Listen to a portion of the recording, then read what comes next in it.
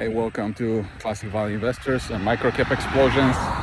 This is Mariusz Konieczny. Today I'm making a video about averaging up or averaging down. This was a request by one of you guys. So let's get into it.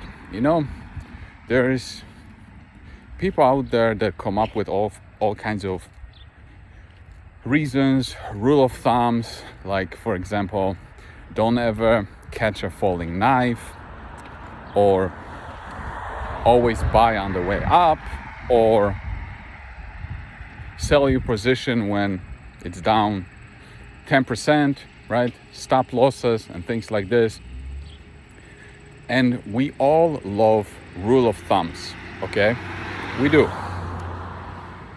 The problem with rule of thumbs for something like this is that they are completely useless, because you can have rule of thumbs about things like this when you don't take into the account what's behind it. Well, what's behind it? Behind the stock price is a company, and the company has a story. So you can't just say, and even Warren Buffett would say things like, well, if you liked it at 10 and it goes to 5, well, you must like it more at 5. Not necessarily, because what if something changed? What if the thesis changed? I had, two situations in the past with one of the companies that I included in my Why I Hate the Mining series was Yukon, Nevada, or Varys Gold. I knew a lot about the situation. I knew a lot about the company, the project. And when the stock price was going down, I was buying on the way down. I was buying, so I was averaging down, right? And how did it turn out for me in that situation? The company ended up going bankrupt. So, my position didn't go down to zero, because then eventually I did dump my position before it went bankrupt. But averaging down hurt me, right, in that case. And the craziest thing about this situation was that I was 100% right on the asset, because eventually the asset was sold for 500 million. So I was right, but I was wrong on the timing. So as you can see, it's hard to follow these rule of thumbs.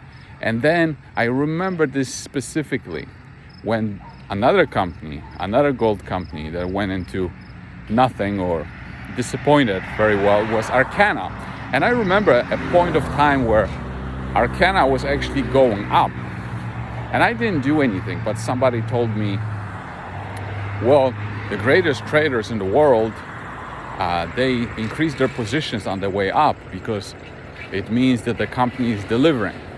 No, it doesn't mean anything.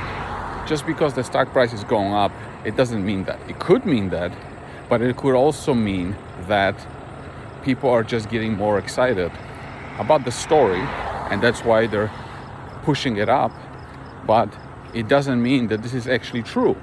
Now, if you follow this philosophy for Oracle, ever since I got involved, you always ended up better if you bought no matter what. If you bought averaging down, it turned out okay. If you bought averaging up, it turned out okay. But that's not because you followed some kind of rules of thumbs, or because your technical analysis was correct.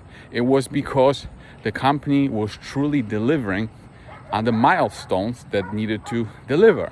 And it appears to me that now, yes, Oracle pulled back a little bit, but now, considering what I know about the company, it probably is not a bad idea to average down, right? But this also depends.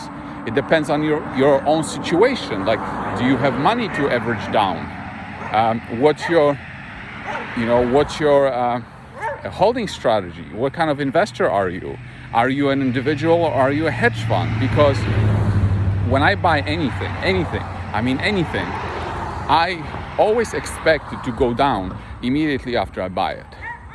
But if you're a hedge fund, if you're a financial advisor, you can't really do that. That's why these people use technical analysis and use all kinds of things, because they cannot show that they're down, because negative volatility has consequences. You see, Warren Buffett can sit in his office and say, be greedy when others are fearful and be fearful when others are greedy, and it's all nice, it's all sound bites. But not everybody can do this. Even if they personally want to do these things, they might not be able to do it, because negative volatility has consequences. They have real consequences. If you have a financial advisory firm, or if you run a hedge fund and you are down, you're gonna lose clients, okay? So you have to take that into account. That's why we, as individual investors, can have an advantage, okay? Yesterday, I was teaching a dance lesson, and one of my students is a financial advisor. And when he came, the first thing that came out of his mouth was, "Are you selling stocks?" And it kind of surprised me, because we rarely ever talk about stocks. But it just shows you that when there is some doubts or negative volatility in the market, those kinds of people ask these kinds of questions. And I said to him, well, are your clients calling you and expressing concerns? And he's like, of course, all day long. So you see, that's what I'm talking about. There is consequences depending on who you are. If you're an individual, you can use it to your own advantage. If you are a hedge fund or a financial advisor, that's a totally different thing, and you might have to play by different rules. So at the end of the day, the best way to answer whether you should average up or down is you have to decide on your own, because it really depends on the story behind. It depends where the company is in the development stage of the investment thesis, or is it overvalued or undervalued? It's just too many things that go into this to be able to answer it.